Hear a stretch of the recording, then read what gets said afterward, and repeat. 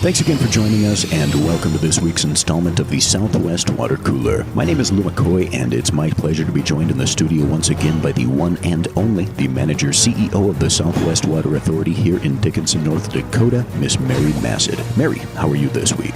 I'm doing well, even with all this white stuff around us. For any old-timers here in North Dakota, we know that winter often has a hard time disappearing for good, and it's the late March, early April snow shower that usually catches us by surprise, and indeed it did. Pretty much all of the state and a lot of the region. There's a lot of snow everywhere, especially southwest North Dakota. Too bad we didn't have all this snow for insulation during the winter. Would have helped with freeze-ups. Yes, but at the same time, that would have been more snow to battle all winter long, so it's kind of a horse apiece. Either way, it adds a lot of snowpack and extra moisture up the river. What can we expect for springtime once this snow begins to thaw? Well, most of our ground's pretty wet statewide, and in fact, the snowpack out in Montana is at or above 100 inches. All that snow is going to melt and be coming down the Yellowstone and the Missouri River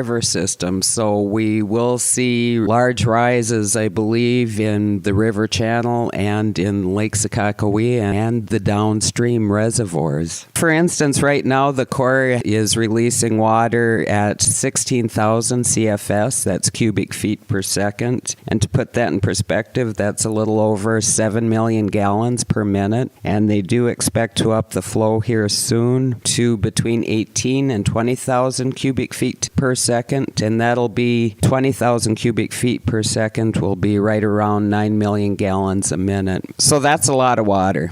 And to go with that, the Missouri River system is managed by the Corps of Engineers. The Corps will be holding public input meetings. The one in Bismarck will be held April 9th, and that's for the annual operating plan, or AOP, for the Missouri River system, which the Corps is responsible for, and it manages the 6 main stem dams along the river. More than 90% of the water in the state of North Dakota is in the Missouri River system. Well, with all that water flowing out there, it just makes us appreciate you guys in the water industry and what you do that much more, keeping it flowing in the right direction and, of course, giving us some of the best tasting water in the world right here in southwestern North Dakota. Just a quick reminder for you folks out there in Radioland, if you want to stop in, say hi, let us know that you're listening to the show. For more information about utilizing the Southwest Water Authority's Water Depot, the fine employment opportunities available with the authority, or for any of your questions, comments, or concerns, visit their website at qualitywaternd.com. Once again, qualitywaternd.com. And with that, Mary, thanks again for your time this week. Let's hope it warms up out there and spring makes its official return soon. I hope so too.